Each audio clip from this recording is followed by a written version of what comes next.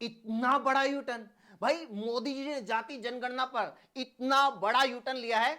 इतना बड़ा यूटर्न तो एक्सप्रेसवे पर रोंग लेन में घुसने के बाद नहीं मारना पड़ता। ऐसा शार्प यूटर्न मारा है। ऐसा यूटर्न तो गर्लफ्रेंड के साथ डेट पर गया हस्बैंड बीवी को देख के नहीं मारता। अरे इतना शार्प यूटर्न तो विजय माल्या एसबीआई की ब्रांच देखकर नहीं मारता। इतना बड़ा यूटर्न मारा है यार मोदी जी ने कास्ट सेंसस पर। खेलना ही नहीं है भाई, हमें खेलना ही नहीं है। अरे सामने वाले खिलाड़ी का कुछ तो भरोसा हो। भाई मोदी जी क्रिकेट के वो खिलाड़ी हैं जिनका कोई भरोसा नहीं कि कब टेनिस का रैकेट लेकर फुटबॉल के साथ कबड्डी खेलने लग जाएं। उनका कुछ पता नहीं कि भाई वो कबड्डी खेलते खेलते कब विकेट कीपर को स्टंप आउट कर दें। भाई मोदी जी स्कूटी वाली पापा की वो परी है जो राइट साइड का इंडिकेटर देकर एकदम से लेफ्ट मोड़ देती है। मोदी जी इतने अनप्रेडिक्टेबल हैं कि उन्होंने मोहम्मद दीन बहादुर दुबे प्राइमरी स्कूल से जर्मन लैंग्वेज में चाइनीज रेडार टेक्नोलॉजी की, जापानी एंटायर पॉलिटिकल साइंस की डिग्री कर रखी है। इसलिए तो दिल्ली यूनिवर्सिटी उसको दिखाने से डरती है। अब समझ में आया कि पहलगाम हमले के बाद ये भाजपा इतना जोर क्यों लगा रहे थे कि आतंकियों ने धर्म पूछा, जाति नहीं पूछी, धर्म पूछा, जाति नहीं पूछी, जाति नहीं पूछी। वो इतने दिन से सिग्नल दे रहे थे जाति हम पूछेंगे। मोदी जी ने कास्ट सेंसस का ऐलान ऐसे टाइम के ऊपर किया है। ये ऐलान ऐसे टाइम के ऊपर किया है जब सारा देश पाकिस्तान को पिटते हुए देखना चाहता था। लोग मोदी जी से गदर 3 दिखाने की उम्मीद कर रहे थे, लेकिन मोदी जी ने थिएटर में फूले रिलीज कर दी। अच्छी मूवी है, सभी को देखनी चाहिए। ये किसी जाति के खिलाफ नहीं है, ये उस दौर के खिलाफ है जिसमें हमारा समाज, पूरा समाज जातिवाद के बंधनों में जकड़ा हुआ था। वो बंधन कैसे टूटे, फूले मूवी में इसी को दिखाया गया है। हम लोग आगे बढ़ते हैं। एक शेर सुनिए। देश इंतजार में था पाकिस्तान पे हमला करेंगे। देश इंतजार में था पाकिस्तान पे हमला करेंगे। पीओके वापिस लेंगे, पाकिस्तान को कंगला करेंगे। जाति जनगणना को हिंदू विरोधी बताने वाले, हमें क्या पता था खुद ही जाति जनगणना करेंगे। क्या खेला है यार मोदी जी ने, क्या खेला है अंधभक्तों और गोदी मीडिया की इज्जत के साथ।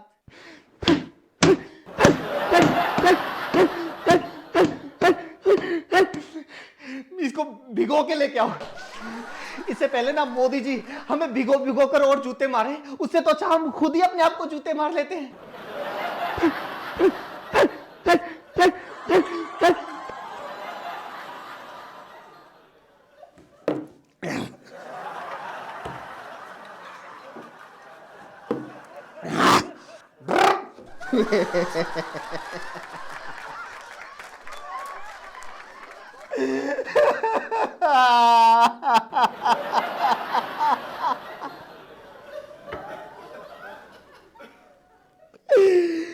क्या लाइफ हो गई है यार, क्या लाइफ हो गई है।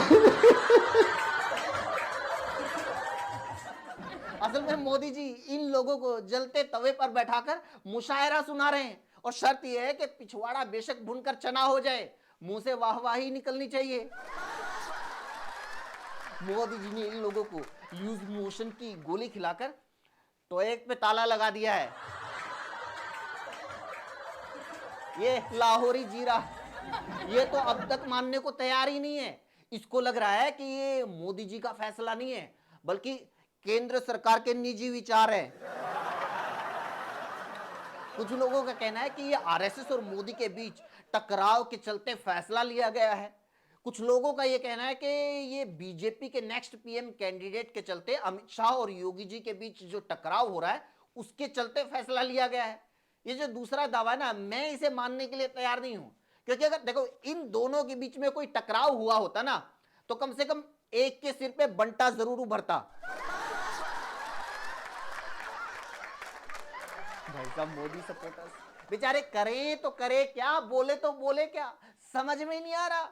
इनकी हालत उस हस्बैंड जैसी हो गई है जो बीवी को सरप्राइज देने के लिए टाइम से पहले ऑफिस से घर आ गया, बेल बजाई तो बीवी के बॉयफ्रेंड ने दरवाजा खोला। सरप्राइज देने आया था, खुद शौक होकर रह गया। सारे मोदी सपोर्टर्स शौक हैं भाई, क्योंकि एक टाइम पर ये लोग मान सकते हैं कि मोदी जी नेहरू की तारीफ कर सकते हैं, ये लोग मान सकते हैं कि मोदी जी रवीश कुमार को इंटरव्यू दे सकते हैं, Modi ji PM care fund का हिसाब दे सकते हैं, ये मानने के लिए तैयार है कि मोदी जी आतंकी हमले के बाद चुनावी रैली मिस कर सकते हैं, ये लोग यहां तक मान सकते हैं कि मोदी जी बिना झूठ बोले भाषण कंप्लीट कर सकते हैं, लेकिन मोदी जी जाति जनगणना करवा सकते हैं, ये लोग मानने को तैयार नहीं है। चलो देखो जो भी है, बिहार चुनाव को देखते हुए लिया गया फैसला है या इसके पीछे कोई और वजह है, इस बात से इनकार नहीं किया जा सकता कि इस मुद्दे को पिछले कुछ टाइम से लगातार राहुल गांधी ने आवाज दी है। एक के बाद एक चुनाव हारने के बावजूद राहुल गांधी ने इस मुद्दे को नहीं छोड़ा और वो इस पर डटे रहे। राहुल गांधी ने यहां तक कहा कि कांग्रेस की सरकारों ने अपने कार्यकाल में जाति जनगणना ना करवाकर एक बहुत बड़ी गलती की है, इस गलती को अब सुधारा जाना चाहिए। उन्होंने न सिर्फ गलती मानी बल्कि इसको सुधारने के लिए मुहिम भी चलाई, ये अच्छी बात है। लेकिन इन सब के बीच हमारा ये भी कहना है कि जाति जनगणना की ये जो गर्मा गर्मी है, बहस है, इसमें पहलगाम को मत भूलिएगा, क्योंकि ये हमारे लोगों की आदत है, 2 दिन आंसू बहाने का ड्रामा करते हैं, सोशल मीडिया पर आउटरीच वाली पोस्ट करते हैं और फिर अगले टॉपिक की तलाश में निकल जाते हैं। कोई पीछे मुड़कर नहीं देखता कि जिन लोगों ने अपनों को खोया है वो आज भी इंसाफ के लिए तरस रहे हैं, वो इस उम्मीद में बैठे हैं कि ये देश उनके लिए आवाज उठाएगा, सरकार पर दबाव बनाएगा। यही उम्मीद बीएसएफ के जवान पीके साहू के परिवार को होगी, वो जवान जो गलती से पाकिस्तानी सीमा में एंटर कर गया था और उसे पाक रेंजर्स ने गिरफ्तार कर लिया था। वो आज तक पाकिस्तान की गिरफ्त में है और पाकिस्तान उसे छोड़ने के लिए तैयार नहीं है, जबकि यह मामला कुछ ही घंटों की बातचीत में बड़ी आसानी से सुलझाया जा सकता था, हमारे जवान को वापस लाया जा सकता था। लेकिन जिस तरह देश ने हमारे हीरो अभिनंदन को वापस लाने की मुहिम चलाई थी, क्या उसकी 1% भी कोशिश हमें पीके साहू के मामले में नजर आती है? नहीं नजर आती है। इसलिए भूलना मत, पहलगाम का इंसाफ अभी बाकी है, पहलगाम का इंसाफ अभी बाकी है, पाकिस्तान का हिसाब अभी बाकी है।